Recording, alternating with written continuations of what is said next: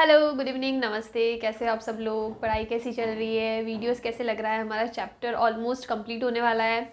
आज के बाद सिर्फ एक छोटा सा टॉपिक रहने वाला है, वो हम लोग अगले वीडियो में कराएंगे। बाकी आज ऑलमोस्ट कंप्लीट हो जाएगा। तो जो हमारा लास्ट वीडियो था उसके अंदर हमने जो ग्रेविटेशनल फील्ड के अंदर जो उसका ग्रेविटेशनल फील्ड होता है, होलोस्फेयर के लिए उसका क्या फार्मूलाज होंगे, सॉलिड स्फेयर के लिए क्या होगा, इनसाइड क्या होगा, आउटसाइड क्या होगा, सरफेस पे क्या होगा, हाइट की वजह से क्या चेंजेस आते हैं ग्रेविटेशनल फील्ड के अंदर, डेप्थ की वजह से क्या चेंजेस आते हैं एक्सेलरेशन में, ये सारी चीज़ें हमने पिछले वीडियो में पढ़ी है। तो please step by step videos देखना, पहले पिछले वाला वीडियो देखना, ताकि आपको आगे से आगे चीज़ें क्लियर होती जाए। अदरवाइज़ आपको समझने में थोड़ी सी प्रॉब्लम होगी। तो चलिए आज का हम लोग वीडियो स्टार्ट करते हैं। तो आज का हमारा टॉपिक है gravitational potential energy. Gravitational potential energy. हमने पोटेंशियल एनर्जी के बारे में तो पढ़ा है जब हमने वर्क एनर्जी पावर का जो चैप्टर पढ़ा था, 5th चैप्टर था हमारा, रोटेशनल मोशन से पहले वाला चैप्टर। तो उसके अंदर हमने जो बेसिक्स होते हैं ना पोटेंशियल के और पोटेंशियल एनर्जी के, वो सारी चीज़ें हमने पढ़ी है। तो एकदम डेप्थ वाली डेफिनेशन में फिर से नहीं बताऊंगी, वो आप पहले वो वीडियो चेक करना। उसके अंदर कंप्लीट हमने पोटेंशियल एनर्जी क्या होती है, डेफिनेशन क्या होती है, क्या बेसिक्स है, क्या कंसेप्ट है, सारी चीज़ें हमने उस वीडियो के अंदर पढ़ी है। तो आज हम लोग स्टार्ट करते हैं ग्रेविटेशनल पोटेंशियल एनर्जी। सबसे पहले अगर मैं इसकी बहुत ही बेसिक डेफिनेशन की बात करूँ ना, तो जो ग्रेविटेशनल पोटेंशियल एनर्जी होता है that is the work done against the gravitational field. मैं एक बार फिर से लिख देती हूँ, gravitational potential energy is what? Work done against the gravitational field, against the gravitational field for bringing a point mass from infinite to a point, या फिर to inside, कुछ भी कह सकते हैं आप, ठीक है। तो ये एक बेसिक डेफिनेशन है कि इसके अंदर जो मेन चीज़ समझने की वो है work done against the field. Work done against the field का मतलब क्या है? फॉर एग्जांपल हमारे पास दो पॉइंट मासेस है। ये चीज़ मैं बता चुकी हूँ कि हम इनको पॉइंट मासेस क्यों कह रहे हैं। पॉइंट मास कह रहे हैं, इसका मतलब इतना सा मास नहीं है। हमने इसको पॉइंट मास कहा है बिकॉज दो मासेस की जो बीच की डिस्टेंस है ना, वो बहुत ज़्यादा है। अगर उनके बीच की डिस्टेंस ज़्यादा है ना, तो हम लोग रिस्पेक्टिवली कंसीडर कर सकते हैं कि जो मासेस क्या है, पॉइंट मासेस है। तो हमारे पास दो पॉइंट मासेस है।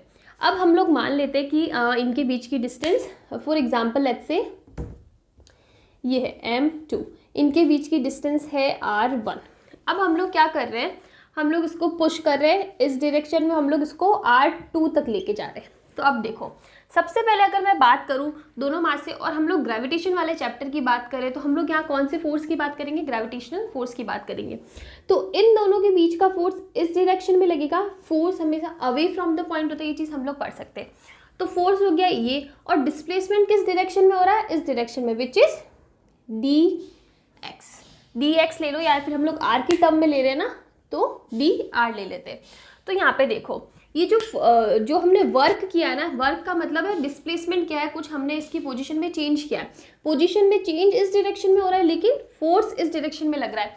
इसका मतलब this is the work done against the gravitational force, against the gravitational force. और किसके लिए? हम लोग किसी पॉइंट को किसी पॉइंट मास को इनफाइनाइट से किसी पोजीशन पे लेके आ रहे हैं। देखो, इनफाइनाइट का मतलब ये नहीं कि एक्चुअल में इनफाइनाइट का मतलब कंपैरेटिवली वो डिस्टेंस बहुत ज़्यादा है। जो इनफाइनाइट डिस्टेंस होगी ना, उसको हम लोग एज अ रेफरेंस लेते हैं, और हम लोग मानते हैं कि इस रेफरेंस पॉइंट पे हमारी जो एनर्जी होती है ना, जो पोटेंशियल एनर्जी होती है, वो क्या होती है? ज़ीरो।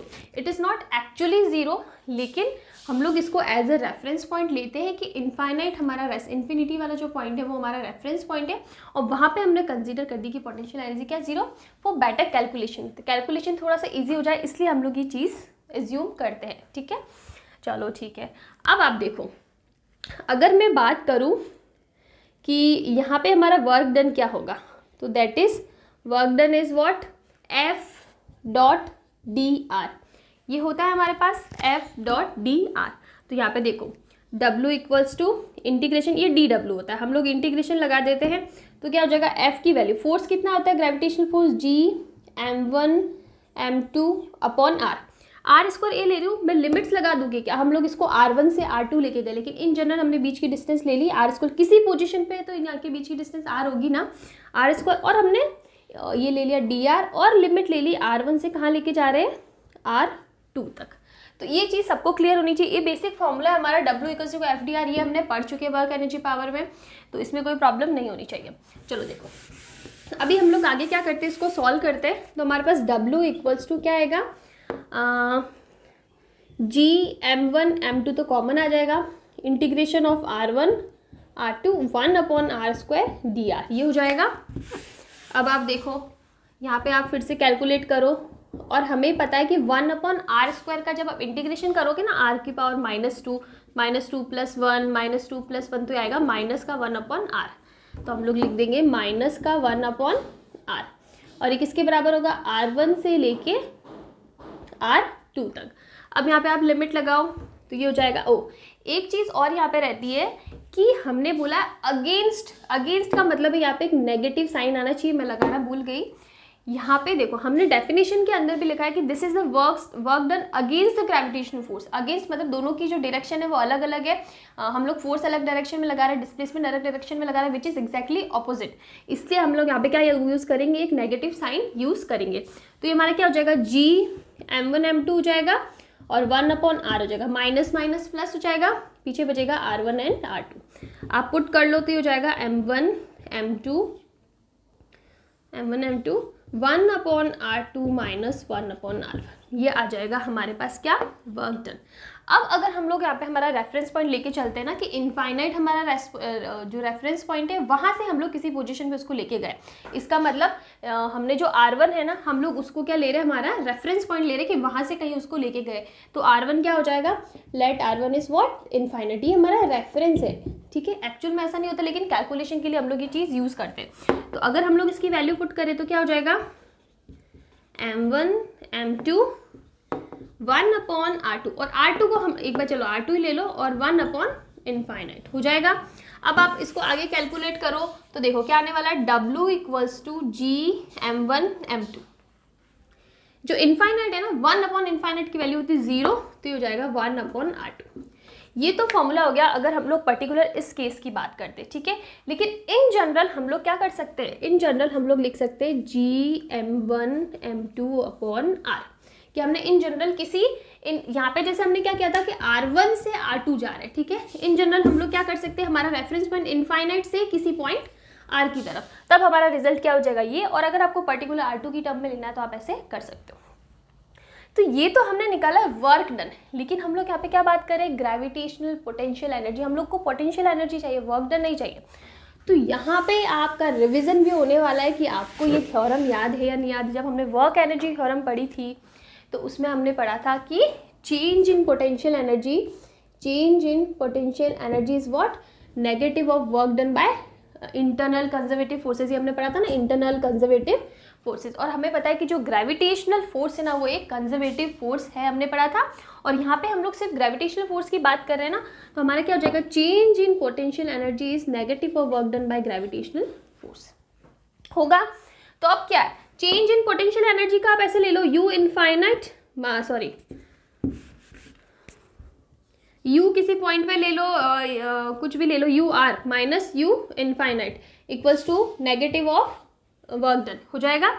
u इनफाइनाइट हमें पता है क्या होती है, 0। हमने अभी तो बोला है ना कि हम लोग मान रहे हैं कि जो हमारा रेफरेंस पॉइंट है ना इनफाइनाइट वाला, इन्फिनिटी वाला पॉइंट, वहाँ पे पोटेंशियल एनर्जी क्या हो जाएगी, 0 हो जाएगी। तो ये हो जाएगा u r, देखो ये चीज़ तो आपको पता है ना कि चेंज इन पोटेंशियल एनर्जी क्या होता है, final potential energy minus initial potential energy.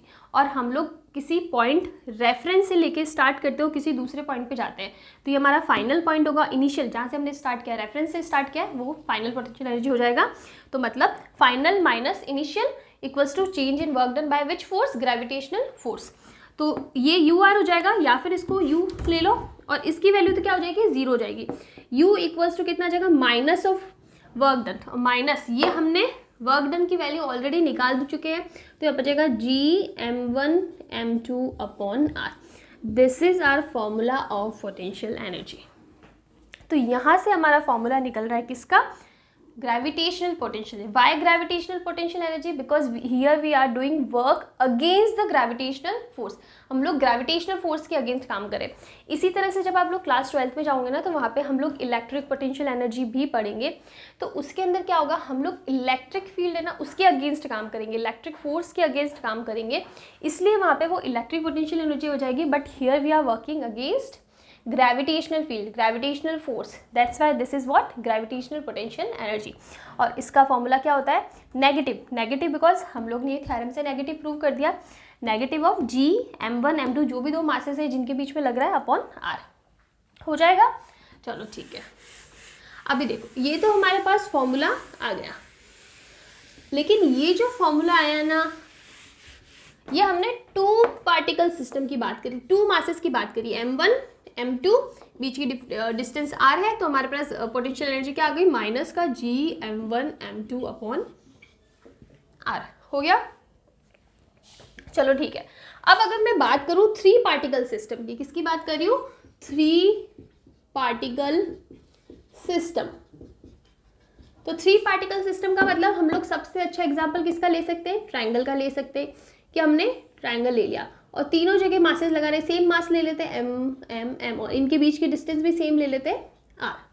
ठीक है, तो अब आप देखो, अब अगर मुझे इसके लिए पोटेंशियल एनर्जी निकालनी है ना, तो यहाँ पे हम लोग ये फॉर्मूला लगा सकते हैं, लेकिन यहाँ पे हमको पेयर्स की बात करनी पड़ेगी, दो दो मासेस का क्या लेना पड़ेगा, पेयर लेना पड़ेगा। पेयर नंबर 1 mm का, फिर ये वाला पेयर नंबर 2, ये वाला पेयर नंबर 3, कुछ भी नंबरिंग ले लो। तो इसका मतलब यहाँ पे हमारे पास 3 पेयर आएंगे, तो हमारे पास तीनों पोटेंशियल एनर्जी का सम होना चाहिए। तो अगर मैं बात करूँ टोटल पोटेंशियल एनर्जी, तो इस पेयर के लिए क्या होगी, माइनस का g m² अपॉन r होगा। ठीक है, फिर प्लस ये वाले पेयर के लिए बात करो, माइनस का g m² upon r, plus इस पेयर के लिए बात करो, माइनस का g m² अपॉन r। इस टाइप से हमने लिखना पड़ेगा, और जो टोटल हो जाएगा ना, हो जाएगा माइनस का 3 g m² अपॉन r। ये होगी हमारी total potential energy for a three particle system. और इसी तरह अगर मुझे 4 पार्टिकल सिस्टम की बात करनी है, for example we have a square, masses ले लो सब कॉर्नर्स पे, हम लोग सिंपल लेके चल रहे हैं इसलिए हम लोग इक्वल मासेस ले रहे हैं। अगर इक्वल मासेस नहीं होते, m1 m2 m3 होता ना, तो यहाँ पे फिर ये वैल्यूज चेंज हो जाती, फॉर्मूला सेम रहता, लेकिन हमको फिर अलग अलग स्पेसिफाई करना पड़ता मासेस को। ये हो गया, इनके बीच का साइड ले लो a। तो यहाँ पे कितने पेयर्स बन रहे हैं, pair number 1, pair number 2, pair number 3, pair number 4, enough हो गया 4 पेयर? नहीं, ऐसा नहीं होगा। यहाँ पे आपको ध्यान रखना है कि हाँ, ये जो 4 पेयर है ना साइड्स वाले, ये तो आपको दिख रहे हैं, लेकिन एक पेयर ये भी बनेगा डायगोनल वाला, और ये भी बनेगा, इसका मतलब pair number 5 and pair number 6। ये जो डायगोनल वाले जो पेयर बन रहे हैं ना, ये भी आपको इंक्लूड करने पड़ेंगे, बिकॉज ये भी तो मासेस है ना दोनों, तो ये भी दो मासेस, तो इन दोनों मासेस के बीच में भी तो फोर्स लगने वाला है, इन दोनों मासेस के बीच में भी फोर्स होगा, इन दोनों के भी बीच में भी फोर्स होगा, तो ये दोनों भी काउंट होंगे। तो यहाँ पे नंबर ऑफ पेयर्स कितने होंगे, 6। तो यहाँ पे अगर मैं डायरेक्टली लिखूँ तो क्या होगा, देखो अगर मैं इन 4 पेयर्स की बात करूँ तो इनके बीच की डिस्टेंस सेम है, तो मैं लिख सकती हूँ माइनस, बिकॉज नेगेटिव साइन है, 4 g m² अपॉन a², हाँ सॉरी a² नहीं a हो जाएगा। यहाँ पे इसमें कोई प्रॉब्लम नहीं है, लेकिन मैंने 6 क्यों नहीं लिखा, बिकॉज इन दोनों के बीच की डिस्टेंस a नहीं है, कितनी है, a पाइथागोरस लगा दो, √2a आएगा, और ये भी √2a आएगा, तो हो जाएगा माइनस, मतलब प्लस ये, लेकिन नेगेटिव साइन है, या फिर आपको उसमें माइनस लिखना तो माइनस लिख दो, -2, बिकॉज ये भी √2a है और ये भी √2a है, तो हो जाएगा माइनस का 2 gm² अपॉन √2a, ऐसे लिखना पड़ेगा। तो हमारी जो टोटल काइनेटिक एनर्जी है ना, वो जाएगी, कॉमन ले लो आप, gm² अपॉन a, माइनस का क्या हो जाएगा 4, और ये हो जाएगा प्लस का 2 अपॉन √2, या फिर सिर्फ √2 भी आप लिख सकते हो। तो इस टाइप से इसकी पोटेंशियल एनर्जी हमारी निकलने वाली। तो हमको नंबर ऑफ पेयर्स आपको देखना पड़ेगा, ठीक है। उसी टाइप से अगर आपको फैक्टोरियल फॉर्म में लिखना है, तो फॉर एग्जांपल 6 साइड्स है और उनके 2 के पेयर बन रहे हैं, तो अब हो जाएगा 6c2, और ये हमारा 4 था तो हो जाता 4c2, आप इस टर्म में भी लिख सकते हो। तो हमें ये देखना पड़ेगा कि कितने पेयर्स बन रहे हैं, उसके अकॉर्डिंग हमारी क्या निकलने वाली है, पोटेंशियल एनर्जी निकलने वाली है। तो इस टाइप से पोटेंशियल एनर्जी वाला कॉन्सेप्ट होगा। तो इसमें आपको मेन चीज़ फॉर्मूला आपको कैसे आया ये आपको पता है, हमने डेराइव कर दिया। दूसरी चीज़, जब आप न्यूमेरिकल सॉल्व करने के लिए बात कर रहे हैं, हम लोग न्यूमेरिकल की बात कर रहे हैं, तो वहाँ पे आपको देखना पड़ेगा कि कितने नंबर ऑफ पेयर्स है। जितने नंबर ऑफ पेयर्स होंगे ना उतनी टर्म्स आएगी हमारे फॉर्मूला के अंदर, अगर हम लोग टोटल पोटेंशियल एनर्जी की बात कर रहे हैं तो। ओके, तो चलो ठीक है, ये यहाँ पे कंप्लीट होता है। अब हम लोग इसकी आगे बात करते हैं पोटेंशियल की। अभी हमने पोटेंशियल एनर्जी की बात करी, अब हम लोग बात करते हैं सिर्फ पोटेंशियल की। स्टार्ट करने से पहले एक इम्पॉर्टेंट चीज़ मुझे याद आई कि हमने अभी तक पढ़ा है कि जो हमारा पोटेंशियल एनर्जी होती है mgh होती है, mgh होती है। हमने पिछले जितने भी यूनिट्स थे, चाहे हम लोग न्यूटन के इक्वेशन वाले यूनिट से स्टार्ट करके अभी तक आए, तो हम लोग ये फॉर्मूला डायरेक्टली पढ़ते आए। तो इस फॉर्मूले को डेराइव करने के लिए बहुत इंपॉर्टेंट टॉपिक नहीं है, लेकिन आपको पता होना चाहिए कि कैसे आया। तो इसके लिए हम लोग क्या कर सकते हैं कि फॉर एग्ज़ाम्पल ये अर्थ का सरफेस है, ठीक है, ये आर रेडियस ले लेते हैं। यहाँ से हमने किसी पार्टिकल को h हाइट पर थ्रो करा है, ठीक है, कोई पार्टिकल h पे, यहाँ पे ये हम लोग हाइट ले लेते हैं h, ये हाइट h हो गई। अब आप बताओ कि इस हाइट से इस हाइट तक जाने में, इसका मतलब सरफेस से किसी हाइट h तक जाने में पोटेंशियल एनर्जी में कितना चेंज आया, हमें निकालना है चेंज इन पोटेंशियल एनर्जी।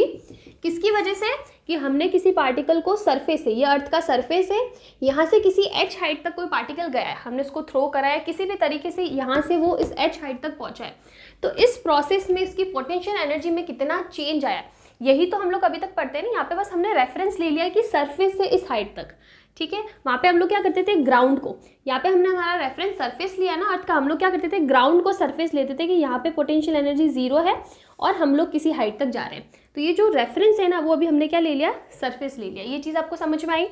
चलो ठीक है, तो सबसे पहले इंडिविजुअल पोटेंशियल एनर्जी निकाल दो।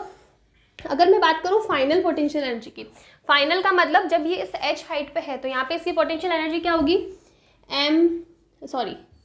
पोटेंशियल एनर्जी क्या, अभी हमने फॉर्मूला पढ़ा G(m)m अपॉन, ये कोई m मास का पार्टिकल है जिसको हमने थ्रो करा है, और m क्या है, अर्थ का मास, ठीक है, ये दोनों मासेस हो गए, अपॉन r डिस्टेंस। लेकिन यहाँ पे डिस्टेंस क्या होगी, हम लोग यहाँ से डिस्टेंस ले रहे हैं, तो कितना हो जाएगा, r प्लस h हो जाएगा, r प्लस h होगा। चलो ठीक है, और अगर मैं इनिशियल की बात करूँ, यानी सरफेस पे, यहाँ से हमने स्टार्ट करा ना, तो सरफेस पे कितनी हो जाएगी, G(m)m अपॉन r आ गया। अब हमें निकालना change in potential energy. Change in potential energy is what, UF minus UI। यहाँ पे नेगेटिव साइन लगा लो, दोनों जगह मैं नेगेटिव साइन भूल गई, दोनों जगह नेगेटिव साइन लगा दिया। अब चलो देखो क्या हो गया, U फाइनल यानी माइनस का G(m)m upon r plus h, और माइनस माइनस प्लस हो जाएगा, ये हो जाएगा G(m)m अपॉन r। अगर मैं इसको आगे सॉल्व करती हूँ तो हो जाएगा G(m)m कॉमन ले लिया, 1 upon r minus 1 upon r plus h, ये निकल जाएगा इजीली, इसमें कोई प्रॉब्लम नहीं आएगी। अब हमें कैलकुलेशन करनी है, ठीक है। तो कैलकुलेशन के लिए देखो आप क्या कर सकते हो, change in potential energy is what, G(m)m तो हमने बार ले लिया। अब आप लो यहाँ पे एलसीएम ले लो, क्या हो जाएगा, ये r multiply by r plus h और r plus h minus r यानी h, ठीक है। h भी कॉमन है, निकाल दो बाहर h। और अब आप यहाँ पे देखो, अगर मैं r स्क्वायर कॉमन ले लूँ, h तो मैंने बाहर ले लिया, और मैं r स्क्वायर कॉमन ले लूँ, तो ये क्या हो जाएगा, ये हो जाएगा 1 प्लस h अपॉन r। देखो ये तो नॉर्मल मैथ से ये चीज़ तो आप सॉल्व कर ही लोगे, इसमें कोई प्रॉब्लम नहीं है। आप मान लो कि मैंने स्क्वायर को खोल दिया, तो क्या हो जाएगा, सॉरी इस ब्रैकेट को खोल दिया, तो r स्क्वायर प्लस HR होता है। अब मैंने r स्क्वायर को कॉमन ले लिया, तो r square upon r square यानी 1 HR अपॉन r स्क्वायर, एक r से एक r कैंसिल, पीछे बचेगा h अपॉन r, हो गया। क्या मैं इस टर्म को G(m) अपॉन r स्क्वायर को ग्रेविटेशनल एक्सीलरेशन जो स्मॉल g होता है वो लिख सकती हूँ। तो change in potential energy is what, this is small g, ये स्मॉल g हो जाएगा mh, और ये क्या हो जाएगा 1 plus 1 by h upon r हो जाएगा। या फिर मैं इसको लिख सकती हूँ change in potential energies mgh upon 1 plus h by r। This is our final formula. हम जो लिखते हैं ना पोटेंशियल एनर्जी, उसका मेन जो एक्चुअल फॉर्मूला होता है ना वो ये होता है। लेकिन हम लोग क्या लिखते हैं mgh, वाई? बिकॉज हम लोग अर्थ के सरफेस के अंदर अंदर बात करते हैं ना। हमने किसी बॉल को फेंका, हमने किसी पार्टिकल को थ्रो करा, तो हम लोग उसको इतनी वेलोसिटी नहीं दे रहे कि वो रेडियस से भी बाहर निकल जाए और बहुत दूर चला जाए। हम लोग छोटी हाइट्स की बात करते हैं। इसका मतलब हम लोग कौन से केस लेते हैं कि where height h is very very less than small r। तो इसका मतलब h upon r is very very less than 1। इसका मतलब h अपॉन r की वैल्यू 1 से बहुत कम आ रही है। इसका मतलब इस टर्म को हम लोग क्या कर सकते हैं, इग्नोर कर सकते हैं। तो उस केस में हमारा चेंज इन पोटेंशियल एनर्जी क्या आता है, mgh आएगा। और इसको हम लोग पोटेंशियल एनर्जी इसलिए लेते हैं uf माइनस ui, क्योंकि इनिशियली हम लोग क्या लेते हैं, इनिशियली हम लोग कोई ग्राउंड लेते थे ना, वहाँ पे हम लोग मान लेते थे कि पोटेंशियल एनर्जी कितनी है, 0। इसलिए हम लोग लिखते थे u इक्वल्स टू mgh। ये चीज़ आप सबको समझ में आ जानी चाहिए। मेरे हिसाब से मेन एक्चुअल फॉर्मूला ये होता है, लेकिन हम लोग अर्थ के सरफेस के अंदर अंदर कैलकुलेशंस करते थे, तो वहाँ पे हम लोग मानते थे कि the height h is very very less then r, और उस कंडीशन से हम लोग h अपॉन r को क्या कर सकते हैं, इग्नोर कर सकते हैं, और हमारा फॉर्मूला बन जाएगा change in potential energy is mgh। Basically the formula is for what, change in potential energy. लेकिन क्या होता है, हम लोग एक ग्राउंड सरफेस लेके चलते थे, वहाँ पे हम लोग उसको रेफरेंस मान लेते थे कि यहाँ पे पोटेंशियल एनर्जी क्या है, 0 है। तो उससे हमारा आ जाता था potential energy you is what, mgh। तो ये हमारा डेरिवेशन है। अगर हम लोग बात करें potential energy in terms of जो हम लोग पिछले कुछ चैप्टर्स में जो न्यूमेरिकल्स करते आ रहे हैं ना, उसमें अगर हम लोग बात करें तो हम उसको इस टर्म में ले सकते हैं जहाँ पे हम लोग हाइट का वेरिएशन कर रहे हैं। तो दिस इज़ आवर फॉर्मूला जो हम लोग अभी तक पढ़ता है पोटेंशियल एनर्जी। बिकॉज आप सब लोग सोच रहे होंगे कि यार g माइनस का g mm अपॉन r, ये तो हमने कभी पढ़ा ही नहीं, अभी तक तो हमने यही फॉर्मूला पढ़ा है। तो यहाँ से ये फॉर्मूला कैसे आया वो मैंने आपको बता दिया कि पूरा डेरिवेशन से इस टाइप से ये फॉर्मूला आ जाएगा। अभी हम लोग एक छोटा सा न्यूमेरिकल करते हैं, ताकि आपको इस टाइप की जो मैंने न्यूमेरिकल कराया ना, सॉरी डेरिवेशन कराया, वो डायरेक्टली न्यूमेरिकल में कैसे आ सकता है वो आपको पता पड़ जाएगा। तो हमारे पास एक क्वेश्चन है, a particle of mass m is thrown with velocity v equals to root 1.5 gr from the surface, किसका सरफेस, अर्थ का surface, from the surface, then find या फिर then calculate the height gained by the particle। क्या question हुआ, हमारा question है कि ये हमारा अर्थ है, इसके सरफेस से हमने किसी स्मॉल m के पार्टिकल को थ्रो करा है वेलोसिटी किससे, 1.5 gr से, अंडर रूट ऑफ 1.5 gr से वेलोसिटी के इसको थ्रो करा है। तो किसी ना किसी हाइट तक ही जाएगा ना, उस मैक्सिमम जो हाइट होगी ना, कि जिस हाइट तक ही जाएगा वो हाइट हमें कैलकुलेट करनी है कि कितनी हाइट तक ये पार्टिकल जा सकता है। ठीक है, तो ये हमारा क्वेश्चन है। तो आप कैसे करोगे, तो ये क्वेश्चन जब भी किसी क्वेश्चन में कुछ समझ में नहीं आए ना, आप कंजर्वेशन ऑफ एनर्जी लगा दो। तो यहाँ पे आप कंजर्वेशन ऑफ एनर्जी लगा दो कि total energy at surface is total energy at height h, यानी यहाँ और यहाँ इन दोनों पॉइंट्स के बीच की हम लोग बात करते हैं। सबसे पहले हम लोग सरफेस की बात करें, हम लोग इसको ले लेते हैं हमारा रेफरेंस। जब हम लोग किसी पॉइंट को रेफरेंस लेते हैं ना, तो वहाँ पे पोटेंशियल एनर्जी क्या हो जाती है, 0 हो जाती है। हमने इसको टोटल एनर्जी से करा है और पोटेंशियल एनर्जी यहाँ पे क्या हो गई, 0। तो यहाँ पे एनर्जी सिर्फ और सिर्फ काइनेटिक एनर्जी की which is half mv² equals to, इस हाइट तक पहुँच गया। यहाँ पे जाने के बाद इसकी काइनेटिक एनर्जी तो 0 हो जाएगी ना। काइनेटिक एनर्जी जब 0 होगी तभी तो वो अपनी मैक्सिमम हाइट तक पहुँच जाएगा। उसके बाद वो और हाइट ट्रैवल नहीं करेगा, फिर से जो भी फील्ड की डायरेक्शन होगी उस डायरेक्शन में ट्रैवल करने लग जाएगा। तो मतलब इस पॉइंट पे आकर उसकी काइनेटिक एनर्जी क्या हो जाएगी, 0 हो जाएगी। तो यहाँ पे क्या बचेगी, सिर्फ और सिर्फ potential energy which is mgh 1 + h/r, यही होगा ना। यहाँ पे हमें नहीं पता है, हमें क्वेश्चन में नहीं गिवन है कि हाइट कितनी है, ये हाइट r से ज़्यादा है r से कम है। अगर हमें क्वेश्चन में डायरेक्टली गिवन होता ना कि the height is very very less than small r, तो हम लोग ये नीचे वाली टर्म नहीं लिखते।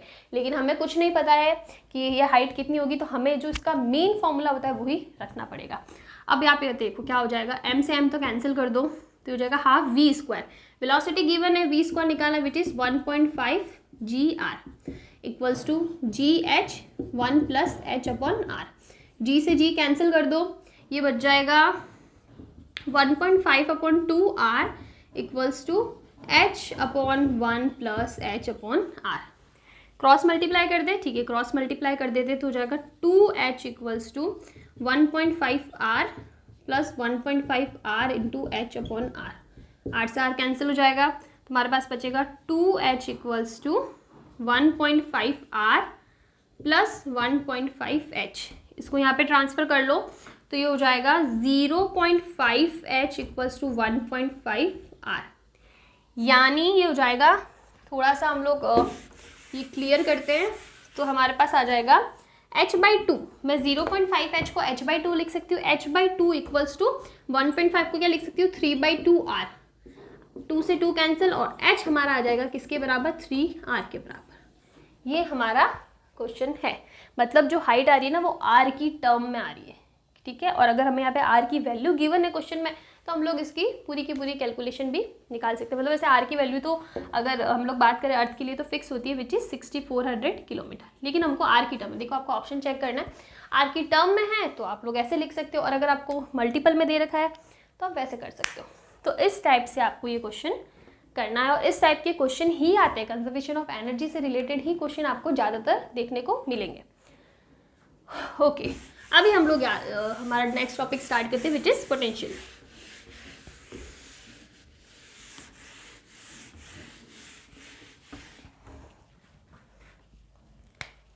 Gravitational potential. Gravitational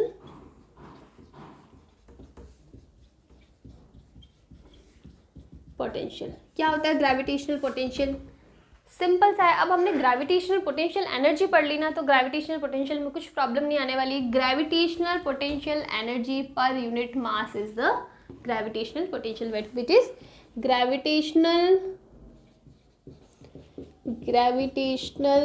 potential energy per unit mass, ये होता है ग्रेविटेशनल पोटेंशियल। इसका मतलब क्या? Gravitational potential V is gravitational energy per unit mass, यानी ग्रेविटेशनल एनर्जी हमारी कितनी थी, या फिर U की टर्म में हम लोग ऐसे लिख सकते हैं। दिस इज द फॉर्मूला, मैं आपको अभी समझाती हूँ कैसा आया।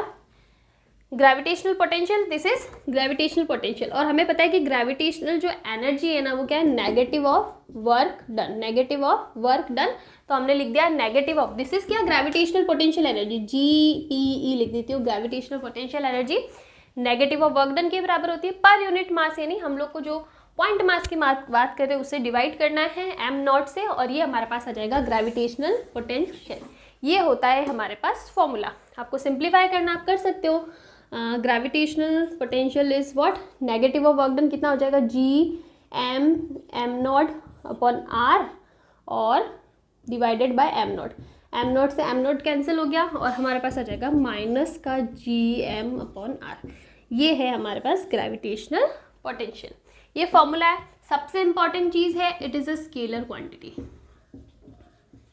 स्केलर क्वांटिटी, स्केलर क्वांटिटी का मतलब है कोई फर्क नहीं पड़ता किस डायरेक्शन में जा रहे हो, इसका डायरेक्शन से कोई भी लेना देना नहीं है। एक स्केलर क्वांटिटी है जिसमें सिर्फ और सिर्फ मैग्नीट्यूड का फर्क पड़ता है कि मैग्नीट्यूड कितना है, डायरेक्शन क्या है, इससे कोई फर्क नहीं पड़ता है। ठीक है, तो ये बेसिक डेफिनेशन हो गई कि ग्रेविटेशनल पोटेंशियल क्या है। सेम चीज़ अगर आप इसको डिराइव करना चाहते हो ना, आप डिराइव भी कर सकते हो। v equals to minus of E dot D R, ये हमने फॉर्मूला, चलो अभी आपने नहीं पढ़ा होगा तो ये फॉर्मूला होता है v equals to minus E dot D R, ये ले लो। और ये है ग्रेविटेशनल फील्ड। ग्रेविटेशनल फील्ड कितना होता है, gm अपॉन आर स्क्वायर, और ये डी आर। ठीक है, आप जिस पॉइंट पे लेके जाना चाहते हो r1 अपॉन r2, आप इसको कैलकुलेट कर लो। अगर हमें कैलकुलेट करना है तो हम लोग कर देते हैं। क्या हो जाएगा, यहाँ पे देखो सेम चीज़ है, बस आपको रेफरेंस पॉइंट लेना है, इसको ले लेना इनफाइनाइट और इसको आपका कोई पॉइंट r ले लेना, तो आपको सेम वैल्यू आने वाली है माइनस का gm अपॉन r। ठीक है, आप इस टाइप से भी कर सकते हो, पर मेरी मानो ये जो सब इनका जो डेरिवेशन है ना वो इतना इंपॉर्टेंट नहीं है। आपको ये फॉर्मूला पता होना चाहिए कि फॉर्मूला क्या है, कौन सी टर्म किस को डिनोट करती है, r क्या है, कैपिटल M क्या है, कैपिटल टी क्या है, ये सारी चीज़ें मैटर करती है। ये मैटर नहीं करता कि ये डेरिवेशन कहाँ से आया, बस आपको पता होना चाहिए कि चीज़ें कैसे आ रही है, इससे ज़्यादा कुछ भी नहीं। तो इसका बेसिक सा डेरिवेशन हो गया, सॉरी बेसिक सी डेफिनेशन हो गई। अब हम लोग इसके आगे बात करते हैं कि क्या क्या केसेस हो सकते हैं।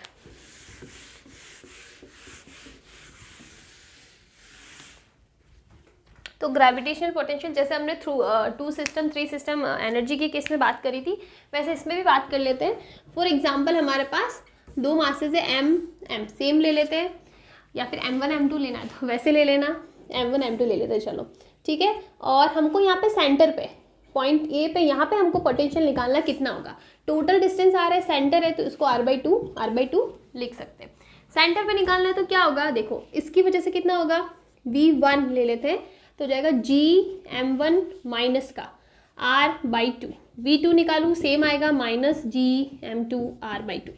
मैंने आपको बताया था कि जो पोटेंशियल होता है ना वो एक स्केलर क्वांटिटी होता है, तो वहाँ पे डायरेक्शन का कोई फर्क नहीं है। ऐसा नहीं है कि ये इस डायरेक्शन में तो ये इसका डायरेक्शन दोनों की अलग अलग होनी चाहिए, नहीं सेम होगा, बस अब इनको ऐड करना है। तो टोटल पोटेंशियल O पे बात करें तो v1 + v2 आ जाएगा, विच इज़ माइनस का g/2g/r हो जाएगा, और ये हो जाएगा m1 + m2। इस टाइप से आपका ये हो जाएगा। और अब हम लोग बात करते हैं आगे 3 पार्टिकल सिस्टम की, जब में हम लोग सेम हमारा ट्रायंगल वाला केस ले लेते हैं, ठीक है। और हमें मान लो कि इसके सेंटर पे इस O पॉइंट पे पोटेंशियल निकालना कितना होगा। हम लोग मास ले लेते हैं m, और ये इसका सेंट्रोइड है, तो तीनों से ही डिस्टेंस इक्वल है r। और हमने मान लिया कि इसकी लेंथ कितनी है, सॉरी वन साइड की लेंथ है l। तो अब आप देखो इस r की वैल्यू हमें पता है कितनी होगी, l/√3। हम लोग पहले कहीं न्यूमेरिकल्स में सॉल्व कर चुके हैं, तो वापस सॉल्व करने की ज़रूरत नहीं है। अब अगर हमें O पे पोटेंशियल निकालना है तो क्या हो जाएगा, माइनस का 3gm/r, ये हो जाएगा। अब ये हो जाएगा -3gm और r की वैल्यू कितनी हो जाएगी, l/√3, यानी हो जाएगा v0 = -3√3gm/l। तो इस टाइप से आपको करना है। 3 पार्टिकल सिस्टम हो चाहे 4 पार्टिकल सिस्टम हो, कॉन्सेप्ट सेम ही रहने वाला है। यहाँ पे डायरेक्शन का कोई लेना देना ही नहीं है, तो हमें सिंपली बस ऐड करना है। 2 पेयर के लिए निकाल दो, फिर उनको ऐड कर दो, तो ये हो जाएगा हमारा पोटेंशियल, ग्रेविटेशनल पोटेंशियल।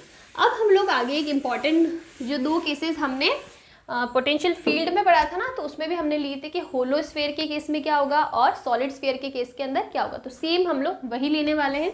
सबसे पहले हम लोग बात करते हैं होलो स्फीयर। क्या होगा होलो स्फीयर, जहाँ पे अंदर कोई चार्ज नहीं है, एक रिंग के जैसा होता है। जो रिंग होता है ना उसके अंदर, लेकिन हम लोग स्फीयर की बात करें, एक स्फीयर है, अंदर कुछ भी नहीं है, कोई चार्ज नहीं है, खाली है, कोई मास नहीं है, कोई चार्ज नहीं है, अंदर से पूरा एम्प्टी है। तो अब देखो इसके केस में क्या होगा, हम लोग पॉइंट ले लेते हैं अलग अलग।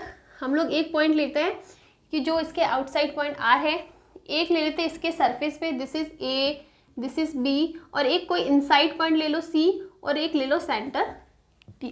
तो हमारे पास बेसिकली कितने पॉइंट्स हैं, 4 पॉइंट्स। इन चारों पॉइंट्स के लिए हमें क्या निकालना है, पोटेंशियल निकालना है। तो सबसे पहले अगर मैं बात करूँ आउटसाइड पॉइंट की, तो हम लोग सिंपली इसको या तो V कह दो, VA, या तो कह दो VA, या फिर कह दो V आउटसाइड। कितना होगा, फॉर्मूला हमारा बोलता है माइनस का GM अपन, देखो आपको कैपिटल M लेना स्मॉल m लेना वो आपके ऊपर है, मास को क्या लेना। हमने अर्थ की बात कर रहे हैं यहाँ पे, एज अ अर्थ लेके चल रहे हैं, तो हम लोग कैपिटल M ले रहे हैं। माइनस और डिस्टेंस, हम लोग यहाँ से इसकी डिस्टेंस कितनी ले रहे हैं, स्मॉल r, तो ये हो जाएगा स्मॉल r। ओके, कोई प्रॉब्लम नहीं है। अब हम लोग बात करते हैं V सरफेस या फिर VB, यानी इस पॉइंट पे, तो क्या होगा माइनस का GM अपन ये वाले distance which is what, capital R। Radius इसकी कैपिटल R है ना, तो हमने ले लिया माइनस का GM/R। अब हम लोग बात करते हैं किसकी, हम लोग बात करते हैं पॉइंट C की, या फिर ले लो V इनसाइड, ये कितना होगा। तो अब हम लोग ये डिस्टेंस नहीं लेने वाले कि ये डिस्टेंस कितनी है। आप देखो जब हम लोग होलो स्फीयर की बात कर रहे हैं ना, तो हमारे पास जो भी चार्जेस है, जो भी मासेस है, वो यहाँ तक है, इसके अंदर आके कुछ भी नहीं है, होलो है। तो इसका मतलब क्या ये ज़ीरो हो जाएगा, नहीं, ये ज़ीरो नहीं होगा।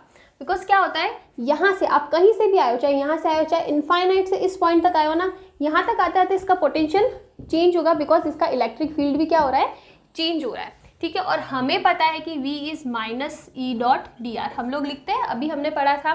तो यहाँ से यहाँ तक आएगा ना जब, तो यहाँ पे इसका फील्ड चेंज हो रहा है, इसकी वजह से पोटेंशियल भी चेंज होगा। लेकिन क्या हो रहा है इसके अंदर, जब हम लोग इनसाइड बात करें तो यहाँ पे फील्ड 0 है। इसका मतलब यहाँ तक फील्ड चेंज आया, उसके बाद में जो है फील्ड में कोई चेंज नहीं आ रहा है, फील्ड कांस्टेंट है, और इनसाइड तो वो क्या है 0 है। इसका मतलब यहाँ से यहाँ तक आने में पोटेंशियल चेंज होगा, उसके बाद अंदर तो फील्ड है ही नहीं, तो वो जो पोटेंशियल है ना वो थ्रू आउट द सेंटर क्या रहने वाला है, कांस्टेंट रहने वाला है। इसका मतलब इनसाइड पॉइंट पे भी GM/R रहने वाला है।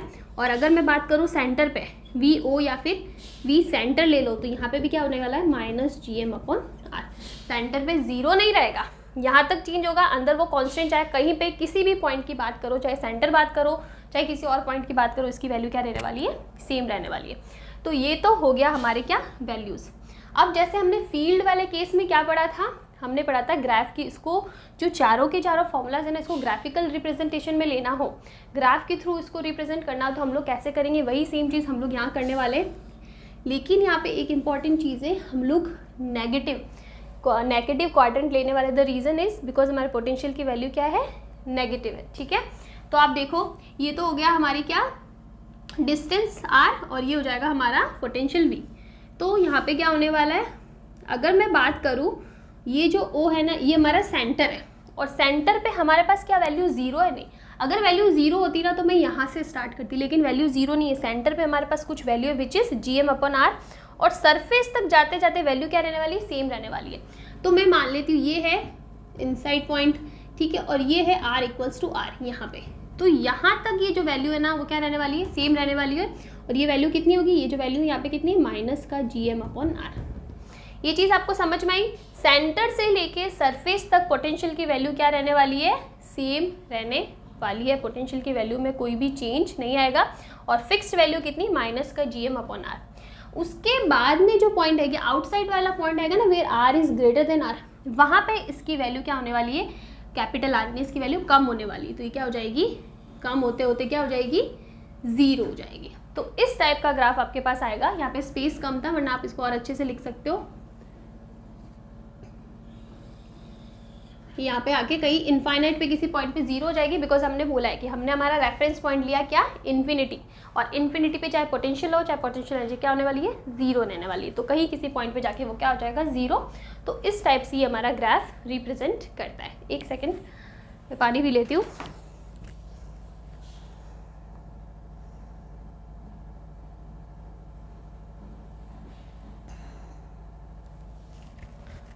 चलो अभी हम लोग बात करते हैं सॉलिड स्फीयर का केस लेते हैं। ये तो हमने किसकी बात करी, होलो स्फीयर की बात करी। अब हम लोग लेते हैं क्या, सॉलिड स्फीयर की बात करें। थोड़ी सी लाइट फ्लिकर हो रही होगी, द रीज़न इज लाइट है नहीं, जेनसेट पे चल रहा है, तो उसकी वजह से लाइट में थोड़ा सा फ्लक्चुएशन होता है, तो वो थोड़ा सा टॉलरेट कर लेना। तो दूसरा हम लोग केस लेते हैं क्या, सॉलिड स्फीयर। तो सॉलिड स्फीयर में सेम हम लोग ले लेते हैं, ये हमारे पास स्फीयर है, but this time it is what, solid.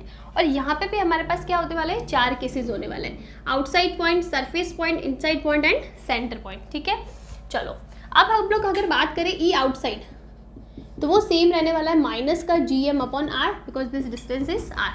Surface की बात करें, चलो ये भी सेम रहेगा, बिकॉज यहाँ तक तो हमारे पास सिचुएशन सेम थी ना, -GM/R। लेकिन यहाँ पे हम लोग इनसाइड पॉइंट पे सेम नहीं कर सकते। द रीज़न इज यहाँ से यहाँ तक फील्ड चेंज हुआ, और इस बार होलो के केस में अंदर भी हमारे पास कुछ फील्ड है, ऐसा नहीं कि अंदर 0। होलो के केस में अंदर फील्ड था ही नहीं। ये आप आगे 12th क्लास में पढ़ने वाले हो कि जब भी हम लोग किसी स्फीयर की बात करेंगे तो उसका सारा का सारा चार्ज उसके सरफेस पे रहता है, आउटसाइड रहता है, उसके अंदर चार्ज 0 होता है, उसकी वजह से अंदर क्या होता है, फील्ड भी 0 होता है। ये आप लोग आगे वाले चैप्टर्स में 12th क्लास में पढ़ोगे। तो उसी से मैं बता रही हूँ कि होलो वाले केस में अंदर फील्ड नहीं था, लेकिन यहाँ पे अंदर फील्ड है, कितना है नहीं पता, लेकिन फील्ड है। तो इसका मतलब यहाँ तक जो पोटेंशियल है ना वो अंदर जाके भी क्या चेंज नहीं होने वाला है, कांस्टेंट नहीं रहेगा। बिकॉज पहले वाले केस में अंदर फील्ड नहीं था, तो वो यहाँ से लेके यहाँ तक क्या था, कांस्टेंट था। लेकिन यहाँ पे कांस्टेंट नहीं रहेगा, चेंज होगा, बिकॉज अंदर फील्ड भी चेंज हो रहा है। तो उसकी वैल्यू क्या होगी, अगर मैं बात करूँ V इनसाइड, ये मैंने यहाँ पे गलत लिख दिया, दिस इज V। अगर मैं बात करूँ V इनसाइड तो कितना होगा, इसकी वैल्यू होती है -3/2, अच्छे से लिखते हैं, r³ और ये हो जाएगा r² माइनस स्मॉल r²। क्या मैंने सही लिखा है? और gm, ये हम लोग भूल गए थे, 3gm ये वैल्यू। अब ये वैल्यू कहाँ से आ गई? इसका काफ़ी लंबा चौड़ा डेरिवेशन है जो आपको कोई नहीं पूछने वाला है, ना CBSE वाले पूछने वाले और IIT और नीट वाले तो बिल्कुल भी नहीं पूछने वाले। तो इसको सिर्फ आपको इस फॉर्मूले को याद रखना पड़ेगा, विच इज़ वेरी इंपॉर्टेंट। इसका डेरिवेशन कहीं पूछेंगे नहीं, बिल्कुल भी नहीं पूछेंगे, ठीक है। तो इसका डेरिवेशन, इसका इनसाइड पोटेंशियल क्या होता है? 3gm कैपिटल R का स्क्वायर माइनस स्मॉल r का स्क्वायर 2r के। स्मॉल r क्या है कि अंदर मान लो हम लोग इस पॉइंट की बात कर रहे हैं ना, तो ये वाले डिस्टेंस को हम लोग स्मॉल r ले रहे हो, कैपिटल R तो क्या हमारा रेडियस है ही। तो ये फॉर्मूला होने वाला है। अगर मैं बात करूँ V सेंटर, तो क्या होगा? सेंटर में हमें सिंपली ये जो स्मॉल r है ना, इसको ज़ीरो करना पड़ेगा। हम लोग सेंटर की बात कर रहे हैं, तो सेंटर में तो यही चीज़ होता है ना कि कोई डिस्टेंस है नहीं, small r is zero. Small r की वैल्यू ज़ीरो कर दो, क्या हो जाएगा? 3gm 2r³ multiply by r², ठीक है। ये r² कैंसिल हो गया, तो V सेंटर हमारे पास क्या बचा? माइनस का 3gm/2r, ये हो गया हमारा सेंटर। तो इस टाइप से हमारे पास चारों वैल्यू आ जाएगी, आउटसाइड, सरफेस पे, इनसाइड पॉइंट पे। सिर्फ आपको इनसाइड वाला याद रखना है, ये याद नहीं रखना है। यहाँ पे आप स्मॉल r की वैल्यू पुट कर दोगे ना 0, तो ये वैल्यू तो हमारे पास ऑलरेडी आ जाएगी, ठीक है। अब हम लोग सेम चीज़ बात करते हैं, यहाँ पे भी ग्राफिकल रिप्रेजेंटेशन क्या होगा, कैसे होगा? तो सेम आपको नेगेटिव क्वाड्रेंट लेना है, बिकॉज हम लोग इसकी पोटेंशियल की वैल्यू क्या है? 0। अब हम लोग बात करें सेंटर पे, क्या 0 है? नहीं, सेंटर पे अब हमारे पास एक वैल्यू है विच इज़ व्हाट? माइनस का 3gm/R। तो यहाँ तक होगा। इसके बाद में अंदर जाते जाते इसकी वैल्यू चेंज हो रही है, कम हो रही है, बिकॉज यहाँ पे क्या आ रहा है? r³ आ रहा है और यहाँ पे क्या है? सिर्फ r है, तो ये कम होगी। ये ऐसे मान लो यहाँ पे ये आ गया हमारा क्या? इनसाइड, यहाँ पे तो था इनसाइड, और ये आ गया सरफेस। सरफेस पे हमारे पास इनसाइड सरफेस पे वैल्यू हमारे पास कितनी है? gm/r। तो हम लोग इसको ले लेते हैं माइनस का gm/कैपिटल। यहाँ तक हो गया। उसके बाद क्या हो रही है? वैल्यू कम हो रही है। तो कुछ इस टाइप से हमारे पास वैल्यू आएगी। ये जो पॉइंट है ना, यहाँ ले लो, चलो आप ये वाला, ये हमारा सरफेस पॉइंट है। इनसाइड सेंटर पे कितना है? माइनस का 3gm/r, फिर थोड़ा थोड़ा कम हो रहा है, सरफेस पे आके ये माइनस gm/कैपिटल हो जाता है। फिर उसके बाद में क्या हो जाएगी? इसकी वैल्यू 1/r के प्रोपोर्शनल है, तो वो कम होने लग जाएगी। This is for r is greater then small r, तो ये हो जाएगा। ये वाला शेप जो होता है ना, वो हमारा शो करता है पैराबोला को, और ये करता है हाइपरबोला को। जब भी r के प्रोपोर्शनल होता है ना, तो हम लोग लिखते हैं ना पैराबोला, हाइपरबोला, ये सारी चीज़ें हम लोग पढ़ चुके हैं। तो इस टाइप से इसका ग्राफिकल रिप्रेजेंटेशन होता है, कुछ इस टाइप से। और फिर जाके क्या हो रहा है? ये कम हो रहा है, और इनफाइनाइट पे जाके क्या हो जाएगा? 0 हो जाएगा। तो इस टाइप से इसका ग्राफिकल रिप्रेजेंटेशन है। और कुछ इस टाइप से पोटेंशियल के फॉर्मूलाज है। ये फॉर्मूला काफ़ी इंपॉर्टेंट है, ये आपको याद रखना पड़ेगा, इसके अलावा आपके पास कोई ऑप्शन नहीं है। तो यहाँ पे हमारा पोटेंशियल वाला टॉपिक भी एंड होता है। इससे ज़्यादा पोटेंशियल में कुछ है नहीं है। न्यूमेरिकल्स है, बिल्कुल है, बहुत सारे न्यूमेरिकल्स है, और वो करवाएंगे और हम लोग भी करेंगे। अब हम लोग आगे बात करते हैं, एक इम्पॉर्टेंट टॉपिक है विच इज़ एस्केप वेलोसिटी। है कि हमने रिंग के लिए ग्रेविटेशनल फील्ड की बात करी थी, उसी टाइप से हम लोग पोटेंशियल के लिए भी बात करते हैं। बहुत छोटा सा टॉपिक है कि हमने फील्ड से किसी डिस्टेंस x पे, यहाँ पे हमको पोटेंशियल निकालना है, कितना होगा। तो आप यहाँ पे ले लो कोई dm मास, स्मॉल मास ले लो, और यहाँ पे हम लोग ये वाला कुछ डायरेक्शन नहीं लेने वाले, बिकॉज हम लोग बात करिए कि जो पोटेंशियल है ना, वो क्या है? एक स्केलर क्वांटिटी। तो इन डायरेक्शंस की हमें कोई नीड नहीं है। सिंपली ये डिस्टेंस कितनी हो जाएगी? r² प्लस x², बिकॉज ये कितना है? r। अब हमें पोटेंशियल निकालना है dv, सिर्फ dm मास की वजह से क्या होगा? माइनस का g dm। डिस्टेंस कितनी है? √r² plus x²। यहाँ पे एंगल वगैरह से कहीं से कुछ फ़र्क नहीं पड़ता है। तो अगर हम लोग निकालें ना पोटेंशियल, तो सिंपली कितना आने वाला है? g, और ये जो इंटीग्रेशन साइन है ना, वो मास के ऊपर आ जाएगा, ठीक है। तो ये हो जाएगा कैपिटल M, और डिस्टेंस हो जाएगी √r² प्लस x²। बस इतना ही रहने वाला है। यहाँ पे अगर सेंटर को आप पूछे तो आप x की वैल्यू 0 कर दो, तो ये माइनस का gm/r हो जाएगा, जो हमने ऑलरेडी पढ़ चुका है, बिकॉज ये रिंग है, डिस्क नहीं है। डिस्क होता तो वैल्यूज अलग होती। तो ये हमारा एक छोटा सा टॉपिक था जो हमने फील्ड में पढ़ा था। बस फॉर्मूलाज में फॉर्मूला इसका पोटेंशियल का रखना, और ये वैल्यू हमारे पास आ जाएगी। अभी हम लोग बात करते हैं एस्केप वेलोसिटी। एस्केप वेलोसिटी क्या होता है? एस्केप वेलोसिटी, सबसे पहले मैं इसकी डेफिनेशन लिख देती हूँ which is very important, that minimum speed by which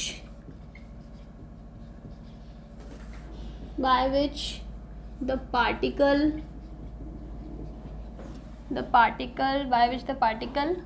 leaves the gravitational pull and never comes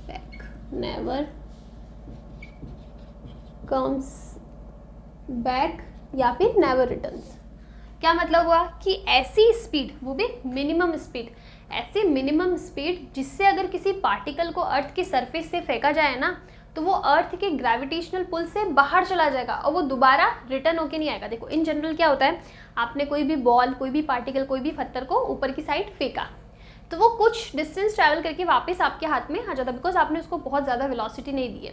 लेकिन एक ऐसी वेलोसिटी भी होती है that is the minimum velocity, उसके ऊपर तो ऑब्वियसली केस है लेकिन वो मिनिमम है कि कम से कम उतनी स्पीड तो चाहिए।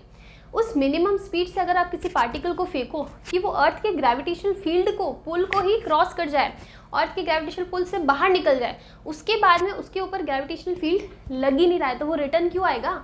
कोई भी पार्टिकल आप ऊपर फेंकते हो ना तो वो वापस नीचे आता है, बिकॉज उसके ऊपर ग्रेविटेशनल फोर्स, ग्रेविटेशनल फील्ड काम कर रहा है। लेकिन हम उसको अगर उतनी ज़्यादा वेलोसिटी दे रहे हैं कि वो उस फील्ड से ही बाहर चला गया तो वो वापस नहीं आने वाला, नहीं आएगा, क्योंकि उसके ऊपर लग ही नहीं रहा है फील्ड। तो वो जो मिनिमम वेलोसिटी होती है ना उसको हम लोग क्या बोलते हैं? एस्केप वेलोसिटी, बिकॉज पार्टिकल यहाँ पे लिख सकते हैं एस्केप्स द ग्रेविटेशनल पुल, यहाँ पे ये लिख सकते हैं, इसीलिए हम लोग इसको क्या बोलते हैं? एस्केप वेलोसिटी बोलते हैं। चलो ठीक है, इसको हम लोग डेरिवेशन के थ्रू समझने के ट्राई करते हैं। ये हमारा अर्थ है, ये अर्थ का सरफेस है, यहाँ से हमने किसी पार्टिकल को फेंका और वेलोसिटी कितनी दी है? एस्केप वेलोसिटी दी है कि इस वेलोसिटी से फेंका है कि वो अर्थ के ग्रेविटेशनल पुल को क्रॉस कर जाए। तो मान लो यहाँ किसी पॉइंट पे जहाँ पे उसने क्रॉस कर दिया तो वहाँ पे क्या हो जाएगा? पोटेंशियल एनर्जी तो क्या हो जाएगा? ज़ीरो। हम लोग मान लेते हैं ना कि हमारा जो रेफरेंस हम लोग हमेशा लेते थे इन्फिनिटी वाला पॉइंट, सेम वही पॉइंट है कि इस इनफाइनाइट वाली कंडीशन पे यहाँ पे पोटेंशियल तो जीरो होगी। क्या काइनेटिक एनर्जी जीरो होगी? नहीं, काइनेटिक एनर्जी जीरो नहीं होती है, लेकिन काइनेटिक एनर्जी मिनिमम हो जाती है। अपने को क्या पता कि जब उस पार्टिकल को हमने इतनी वेलोसिटी दे दी है कि ग्रेविटेशनल पुल को क्रॉस कर गया, वहाँ जाके उसकी वेलोसिटी एकदम कम हो जाएगी, ठीक है, एकदम धीरे हो जाएगी, स्लो डाउन हो जाएगा particle, that will be the minimum kinetic energy. और हम लोग ये कंसीडर कर रहे हैं कि ये जो मिनिमम काइनेटिक एनर्जी है ना, कितनी हो जाएगी? Zero. We are considering it, no it's not zero. हम लोग मान रहे हैं कि उस पॉइंट पे जाके उसकी वेलोसिटी एकदम डाउन हो जाती है, इफ़ हाफ mv², ठीक है, और ये वेलोसिटी एकदम कम, तो इसका मतलब इस पूरी टर्म की वैल्यू भी क्या होने वाली है? डाउन होने वाली है, दैट इज मिनिमम। तो अगर वो वैल्यू एकदम मिनिमम है ना तो हम लोग मान लेते हैं कि वो ऑलमोस्ट जीरो हो गई है, ठीक है, ऑलमोस्ट जीरो, नॉट जीरो। तो ये हमारे पास सिचुएशन है और यहाँ पे हमारे पास पोटेंशियल एनर्जी कितनी है? G/m/r हमने पढ़ चुके। काइनेटिक एनर्जी कितनी है? हाफ mv², ठीक है। तो अब हमें क्या निकालना है? कंजर्वेशन ऑफ एनर्जी लगाना है। अगर हम लोग बात करें energy at surface equals to energy at infinite point ले ले, तो यहाँ पे तो क्या हो जाएगी? जीरो हो जाएगी, because potential energy is also zero और हम लोग मान रहे कि काइनेटिक एनर्जी भी क्या है? जीरो। तो द वैल्यू इज जीरो।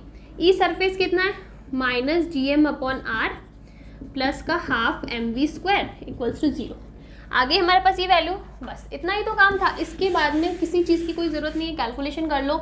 ये हमारे पास आ जाएगा upon r equals to half mv², और ये v भी क्या है? एस्केप वेलोसिटी है जिससे हमने उस पार्टिकल को फेंका है। तभी तो ये कंडीशन आई ना हमारे पास। स्मॉल m से स्मॉल m कैंसिल हो गया और हमारे पास क्या बचा?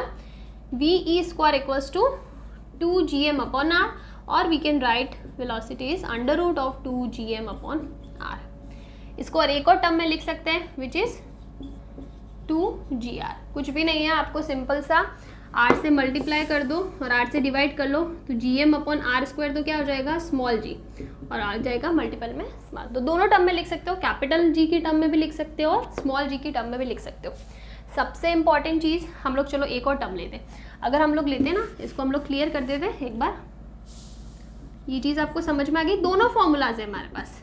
एक फॉर्मूला और हो जाए, अगर हम लोग वॉल्यूम डेंसिटी ले रहे हैं तो डेंसिटी क्या होता है, mass upon volume which is 4/3 pi R cube. तो हमारे पास मास हो जाएगा 4/3 पाई आर क्यूब डी होगा।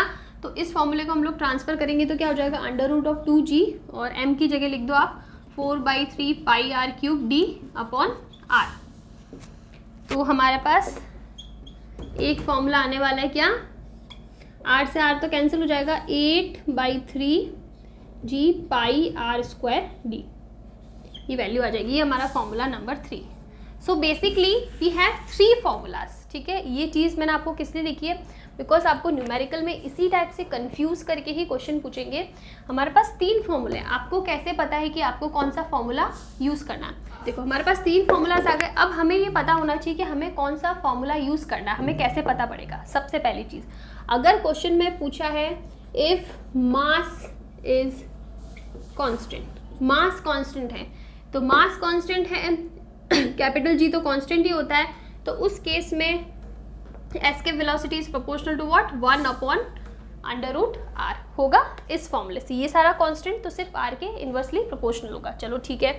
क्वेश्चन में पूछा है if small g is constant, कि इसका मतलब जो ग्रेविटेशनल एक्सीलरेशन है ना वो कांस्टेंट है, तो ये कांस्टेंट हो जाएगी, 2 तो कांस्टेंट है, उस केस में हमारा escape velocity is proportional to √r।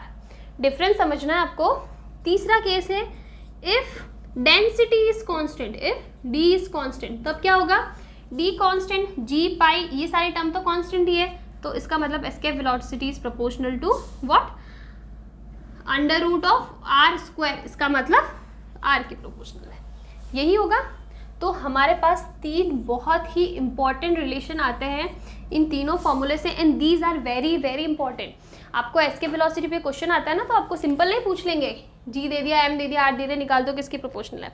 आपको क्वेश्चन में नोट करना पड़ेगा कि आपको क्या कांस्टेंट पूछा है, मास कांस्टेंट पूछा है, स्मॉल g कांस्टेंट पूछा है, या डेंसिटी कांस्टेंट पूछा है, उसके अकॉर्डिंग आपको रिलेशन लगाना है। इन जनरल आप यही फॉर्मूला यूज़ करते हो, बिकॉज आपके पास g की वैल्यू होती है 9.8 मीटर पर सेकेंड स्क्वायर, कैपिटल R की वैल्यू होती है अर्थ के लिए 6400 किलोमीटर, तो आप ये वैल्यू निकाल के डायरेक्ट हमारे पास रिजल्ट आ जाता है। बट अगर क्वेश्चन में आपको रिलेशन वाला पूछा ना कि 2 प्लैनेट्स दे रखे हैं, कि एक प्लैनेट अपना अर्थ हो गया, दूसरा कोई प्लैनेट दे दिया, तो उनके बीच में रिलेशन निकालना है, तो उस केस में आपको ये चेक करना पड़ेगा कि which thing is constant, mass is constant है, स्मॉल g इज कांस्टेंट है, या डेंसिटी कांस्टेंट है। So this is very important. उसके बाद आती है, अगर हम लोग बात करें ना इसकी एस्केप वेलोसिटी की, तो हमारे पास 2 इंपॉर्टेंट रिलेशन आते हैं। पहला है v इज √2gr और दूसरा v इज √2gm/r, ठीक है। ये दोनों रिलेशन है, दोनों ही केस में आप देखो v, ये रिलेशन m⁻0 का मतलब है कि जिस मास को आप फेंक रहे हो ना, जिस पार्टिकल को आप फेंक रहे हो उसके मास पे तो एस्केप वेलोसिटी डिपेंड ही नहीं करती है। दोनों फॉर्मूला में क्या वो मास आ रहा है जिसको आपने फेंका है, ये जो कैपिटल मास है ना m, ये हमारा अर्थ का मास है, वो पार्टिकल नहीं है जिसको आपने फेंका है। तो दिस इज वेरी इंपॉर्टेंट, ये आपको थ्योरी वाले क्वेश्चन में, स्टेटमेंट वाले क्वेश्चन में पूछ सकते हैं, क्या एस्केप वेलोसिटी पार्टिकल के मास पे डिपेंड करती है जिसको हम थ्रो करें, नो। इसीलिए मैंने ये रिलेशन लिखा आपको क्वेश्चन में, ऐसा ऑप्शन मिल सकता है m⁻0 मतलब डिपेंड नहीं करा, डज नॉट डिपेंड्स, ठीक है। तो इसका मतलब एक इंपॉर्टेंट तो रिलेशन आता है हमारे पास कि एस्केप वेलोसिटी पार्टिकल के मास पे डिपेंड नहीं करता जिस पार्टिकल को हमने थ्रो करा है। दूसरी चीज़ क्या आती है, दूसरी चीज़ आती है कि प्रोजेक्शन एंगल पे भी डिपेंड नहीं करता, प्रोजेक्शन एंगल पे भी डिपेंड नहीं करता। इसका मतलब आप किसी भी एंगल पे फेंको पार्टिकल को, 90 डिग्री से फेंको, स्ट्रेट फेंको, किसी से भी फेंको, वो उस एंगल पे डिपेंड नहीं कर रहा है सॉरी, एंगल पे डिपेंड नहीं करता है, चाहे किसी भी एंगल से फेंको। तो दिस इज़ वेरी इंपॉर्टेंट। बस आप जिस प्लैनेट पे हो ना, उसके मास, उसके ग्रेविटेशनल फील्ड, उसकी ग्रेविटेशनल एक्सीलरेशन पे डिपेंड कर सकता है, बट जिस मास को फेंक रहे हो ना, उसके किसी भी प्रॉपर्टी से कोई रिलेशन नहीं है। तो दिस इज़ इम्पॉर्टेंट। अब अगर मैं बात करूँ कि अर्थ के लिए क्या होगा, तो ये तो फिक्स है ना, देखो 2 ले लो, 9.8 ले लो, मास ले लो, इसका होता है 6 × 10⁻24 kg, इतना कुछ होता है, ठीक है। तो अगर आप इसको कैलकुलेट करोगे ना तो अर्थ के लिए एक फिक्स वैल्यू आती है विच इज़ 8√2, या फिर हम लोग इसको बोल सकते हैं escape velocity is 11.2 kilometre per second. This is the escape velocity for earth. Earth के लिए क्या वैल्यू होती है कि अगर आपने किसी पार्टिकल को 11.2 किलोमीटर पर सेकेंड की स्पीड से फेंका है ना, तो वो पार्टिकल अर्थ के ग्रेविटेशनल पुल से बाहर चला जाएगा। This is the minimum value. इससे कम वैल्यू पे पॉसिबल नहीं है, इससे 0.1 भी ज़्यादा होगा, इसके इक्वल भी होगा तो ग्रेविटेशनल पुल से बाहर निकल जाएगा। तो this is the escape velocities for earth, earth के लिए होती है। अगर इसी टाइप से अगर मैं बात करूँ कि मून के लिए मुझे निकालनी है एस्केप वेलोसिटी फॉर मून, तो वो होती है 2.4 kilometre per second. Y less? Because अगर हम लोग बात करें इस फॉर्मूले की, तो मून के लिए जो ग्रेविटेशनल एक्सीलरेशन होता है ना, वो अर्थ का 6 टाइम्स कम होता है, मतलब g/6 होता है, और रेडियस भी उसकी क्या होती है, अर्थ से कम होती है। तो जब g और r दोनों की वैल्यू कम है तो हमारे पास ग्रेविटेशनल एस्केप वेलोसिटी की वैल्यू भी मून के लिए क्या आने वाली है, कम आने वाली। And this is the major reason कि जो मून है ना उस पर एनवायरमेंट नहीं होता है। क्यों नहीं होता है? बिकॉज हम लोग अगर बात करें ना कि जो हमारा एटमॉस्फेयर है, ठीक है, एनवायरमेंट का मतलब एटमॉस्फेयर नहीं होता है। मून पे आप बात नहीं कर सकते, आप एक दूसरे की बात नहीं सुन सकते, बिकॉज साउंड ट्रैवल नहीं कर सकती। कुछ रीजंस होते हैं। द रीज़न इज़ कि अगर हम लोग एटमॉस्फेयर की बात करें तो वहाँ पे एयर मॉलिक्यूल्स होते हैं, ठीक है, तो मॉलिक्यूल्स की भी क्या होती है, वेलोसिटी होती है।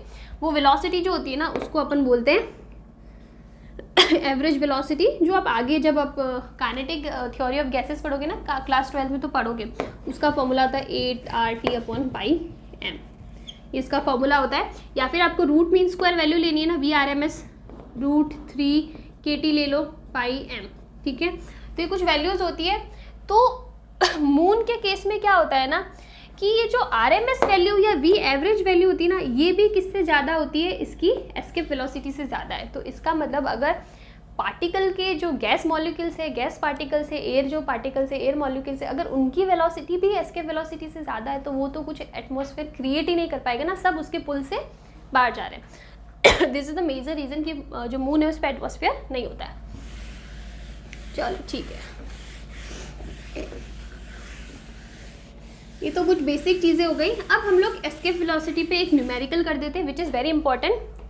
क्वेश्चन बोल रहा है कि हमने किसी पार्टिकल को, ये अर्थ है, अर्थ का सरफेस है, यहाँ से हमने किसी पार्टिकल को जो एस्केप वेलोसिटी है ना उसकी 3 टाइम्स वेलोसिटी से थ्रो करा है। इसका मतलब ये जो वेलोसिटी है वो कितनी, 3v। हमको क्वेश्चन में गिवन है कि a particle of mass small m is throne with velocity thrice of what escape velocity from the surface of the earth। ये सरफेस है, यहाँ से हमने पार्टिकल को 3 गुना एस्केप वेलोसिटी से फेंका है। तो जहाँ पे भी ये एंड कर रहा है, ठीक है, जब भी हम लोग बात करें कि इसने अपने ग्रेविटेशनल पुल को क्रॉस कर दिया है, इनफाइनाइट पोजीशन पे चला गया है, तो वहाँ पे जाके इसकी वेलोसिटी कितनी हो जाएगी, वो वेलोसिटी हमें निकालनी है। चीज़ समझ में आई? इससे पहले जब हमने एस्केप वेलोसिटी का डेरिवेशन करा था ना, तो वहाँ पे हमने मान लिया था कि काइनेटिक एनर्जी 0, बिकॉज उस पॉइंट पे जाके, उस इनफाइनाइट वाले पॉइंट पे जाकर उसकी जो वेलोसिटी होती है ना वो बहुत कम हो जाएगी, और हमने उसको मान लिया कि वो इतनी कम हो जाएगी कि वो ऑलमोस्ट 0 के इक्वल होगी। वो हमने डेरिवेशन के लिए चीज़ें कंसिडर करी थी, लेकिन हमको क्वेश्चन में अब उस वेलोसिटी की वैल्यू पूछी है, तो अब हम लोग इसको 0 नहीं ले सकते। तो अगर मैं बात करूँ यहाँ पे, तो यहाँ पे हमारे पास टोटल एनर्जी कितनी हो जाएगी, अपॉन r, और प्लस का हाफ m v, ये 3v है ना, तो ये हो जाएगा 3v का होल स्क्वायर। ये हमारे पास टोटल एनर्जी हो जाएगी। और अगर मैं यहाँ पे बात करूँ तो पोटेंशियल एनर्जी तो 0 ही रहने वाली, पोटेंशियल एनर्जी इज व्हाट, 0, और kinetic energy half m v dash square ले लो, और हमें इस v डैश की ही वैल्यू क्या निकालनी है। तो सिंपल सा है, सबसे पहले कंजर्वेशन ऑफ एनर्जी निकाल दो, तो हो जाएगा m/r प्लस हाफ m, और ये हो जाएगा 9v square equals to what, half m v dash square. ये चीज़ आगे हमें, ये पार्टिकल जब ग्रेविटेशनल पुल को क्रॉस कर जाता है, जहाँ पे इसकी पोटेंशियल एनर्जी 0 हो जाती है, तो वहाँ पे इसकी काइनेटिक एनर्जी कितनी होगी या फिर इसकी वेलोसिटी कितनी होगी, ठीक है। तो कैसे निकालना है, ये वैल्यू हमारे पास आ गई। स्मॉल m सब में आ रहा है, उसको हटा दो, माइनस का G capital M upon R plus half 9/2 VE square equals to half V dash square. 2 भी कॉमन आ रहा है, सॉरी ये आ रहा है। अब आप देखो आप क्या कर सकते हो, VE की वैल्यू हमें पता, अर्थ की एस्केप वेलोसिटी से 3 टाइम्स पूछा है ना, तो VE की वैल्यू कितनी होती है, रूट का 2GR होता है। तो आप इसको ऐसे कर दो, या फिर यहाँ पे हमारे पास क्या है, कैपिटल G है, तो आप इसको ऐसे लिख दो, under root of 2GM upon R लिख सकते हैं। तो क्या हो जाएगा, माइनस का GM upon R plus 9/2 VE square यानी 2GM upon R equals to half V dash square हो जाएगा। 2 से 2 कैंसिल हो गया, हमारे पास क्या बचा, माइनस GM अपॉन R और ये हो जाएगा प्लस का 9GM अपॉन R, यानी हो जाएगा प्लस का 8GM upon R equals to half V dash square. ये वैल्यू हमारे पास आ रही है। तो इसका मतलब ये हो जाएगा V dash square equals to 16GM upon R, यानी V डैश इक्वल्स टू क्या आ जाएगा, 8 का under root GM upon R। ये वैल्यू हमारे पास आ गई किसकी, वेलोसिटी को। अब आपको इसको अगर निकालना है कि एस्केप वेलोसिटी के टर्म में कितना आ रहा है, तो आप इसको क्या लिख सकते हो, आप इसको लिख सकते हो V dash square equals to 8 multiply by 2GM upon R हो जाएगा। तो V डैश कितना आ जाएगा, अंडर रूट ऑफ 8 और ये under root of 2GM upon R, और ये हमें पता है क्या होती है, एस्केप वेलोसिटी होती है। तो हम लोग लिख सकते हैं V dash equals to under root of 8VE। इसका मतलब जब पार्टिकल किसी एक पोजीशन पे पहुंचता है, ग्रेविटेशनल पुल को क्रॉस कर जाता है, जहाँ पे पोटेंशियल एनर्जी 0 हो जाती है, तो उस पॉइंट पे उसकी जो वेलोसिटी है ना, वो under root of 8 times V हो जाती है। स्टार्ट कहाँ से करा था, अंडर रूट ऑफ 3 से, और सॉरी 3V से स्टार्ट करा था, और हो कितनी जाती है लास्ट में जाके, अंडर रूट ऑफ 8, मतलब कम ही हुई है ना। ये तो अंडर रूट ऑफ 9 होता है ना, वही तो 3 होता है, और यहाँ पे क्या हो गई, अंडर रूट ऑफ 8। इसका मतलब इसकी वेलोसिटी उस पॉइंट पे जाके कितनी हो जाती है, V dash equals to under root of 8VE। 1 second, पानी पी लेती हूँ।